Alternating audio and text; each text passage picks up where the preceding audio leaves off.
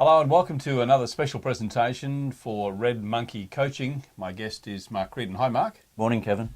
Mark, let's start with what is delegation? Sure. Delegation is really about giving somebody in your chain of command a task that you know that they can do from the very beginning to the very end, and then come back to you and tell you how it's worked out. Sounds simple. It is simple. I wish it was that simple. In fact, being effective in delegation is one of the hardest skills that most managers have to learn. Yeah, there's a difference, isn't there, between delegation and abdication? Yeah, there is. And the other thing too is that often when people delegate, you're right, often they abdicate. The other thing they do is they delegate, but they don't let go of control. So they delegate, but they still hold very tight to the control of the task, and it makes it impossible for the person they're delegating to. Well, obviously there are lots of mistakes you can make in delegation. Is there a simple step process? Yeah, there is. There's really three very simple steps, and once you master those, you will in fact be a very effective delegator. Okay, we're going to go into those in detail, but just quickly up front, give us what are the three steps? Sure. The first thing we need to do, when you're delegating something to somebody, you need to make sure that they have all of the skills and resources that they need. Once you're sure that they've got that, you need to make sure that the expectations are absolutely crystal clear. And then finally, there has to be a reporting process in place, so a way that they can come back and tell you how they've gone with that particular task that you've delegated to them. Okay, so let's start with the first one, which is skills. Yep. So there's no sense in me giving somebody a job who they don't have the skills to be able to perform it. Or, more importantly, they may be overworked, they may not have the resources, they may not have the support. So when you're looking to delegate a task, the first thing you need to do is ask yourself this question. Does the person I'm giving the job to have the skills they need? Do they have the resources they need? Do they have the support they need to be able to complete the task? If you can tick all those three, then we're well on our way. So what do you do to actually do that? As a leader of the business, do I need to sit down and look at the areas of weakness or strength? Yeah, you do. I mean, as a leader of a business, what I would do in that delegation process would be to make my own assessment of the skills. If I'm sure that the person has got the skills, and hopefully if they're working for me, I know what their strengths and weaknesses are, so I know they've got the skills. And then I would actually sit with them and talk to them about what their resources and what their support process is, so that I can make sure that not only that I think they've got it, but also that they think they've got it as well. Yes, reinforcing that. Absolutely. Okay. Yeah. So the second part is expectations. It's an interesting thing because I've often spoke to clients and they've said, I've given this job to such and such and he just didn't get it. And then when you go and talk to such and such, he says, well, I think I did a perfect job on that. It was one of the best jobs I've ever done. So that's a case where the expectations haven't been clearly met. So often... Clearly met or clearly set out? Well, they haven't been clearly set out. Thank you. You're 100% correct. Do you know, I sometimes say that team members are a little bit like kids. And, sometimes when kids are little and you give them a task and you'll say to them, so do you understand what it is that I want you to do? And you'll get them to repeat it back to you. Feed it back, yeah. And whilst you won't talk to your staff like a 3-year-old child. Well, actually, sometimes you have to. Well, if the cat fits, sometimes they behave like a 3-year-old child, so that's what happens. But what you do need to do is make sure that you are absolutely clear in what you're saying, absolutely clear in what you want them to do, and clear in exactly how they're going to meet those expectations. Yeah, and being clear, to be really sure that you're clear, the best way to do that is to get the feedback. Tell me what I've just told you and explain it in your own words. Because what I say to you, I understand, but do you really absorb it? Sure.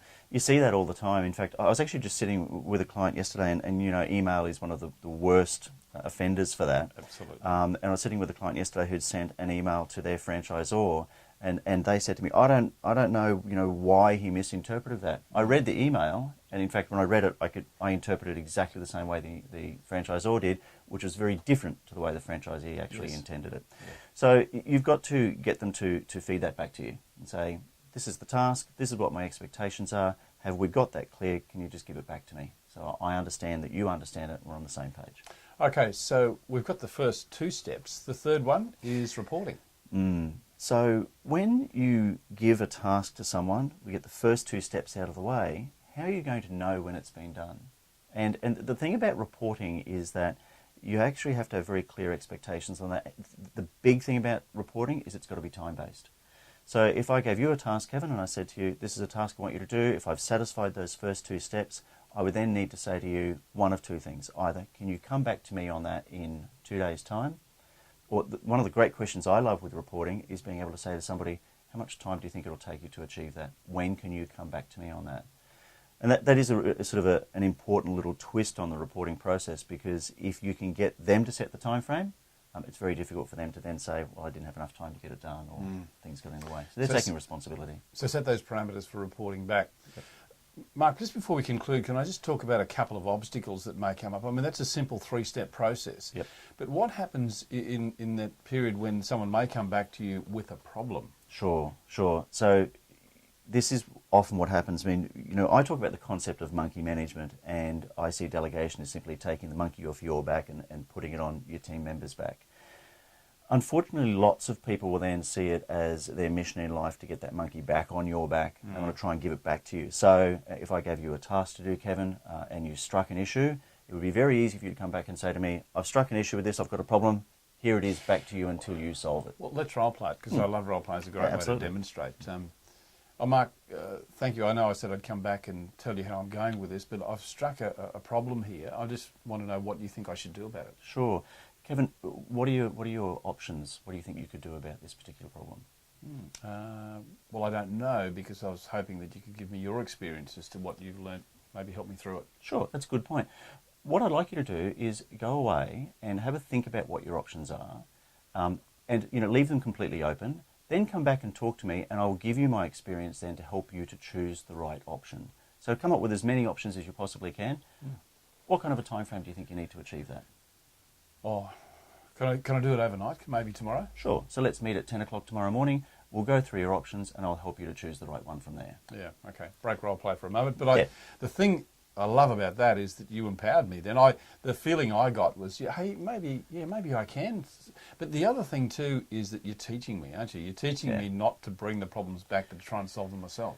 Well, that's right, and that is the whole idea of delegation. I mean, the reason you delegate something is that so that you can have somebody do a task that you either don't want to do, don't have the time to do, isn't appropriate for you to do, or in some cases you don't have the right skill sets. I mean, you should always employ people that have different skill sets to you. So you give somebody that task because you think they can actually do it better, but you want to empower them in the process. Your experience, any other obstacles we might come up against? The big thing is really going back to, some people say, I haven't had time, I didn't have the right resources. So if we address those first 2 steps and you've got those really clear, I mean, because the other obstacle is people go, I didn't know what you meant.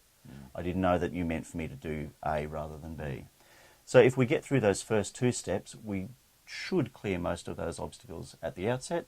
And then the third one is simply the reporting process. And what we do is you simply repeat the 3 steps. So if somebody comes back with an obstacle, repeat the 3 steps. Have they got the skills to deal with it? Are the expectations in relation to moving past that clear? And then, as we did in that role play, let's come back tomorrow morning at 10 o'clock and talk about it. Great, Mark. Thanks for taking us through that. Pleasure. Hope you enjoyed it, and we'll be back with more from Red Monkey Coaching soon.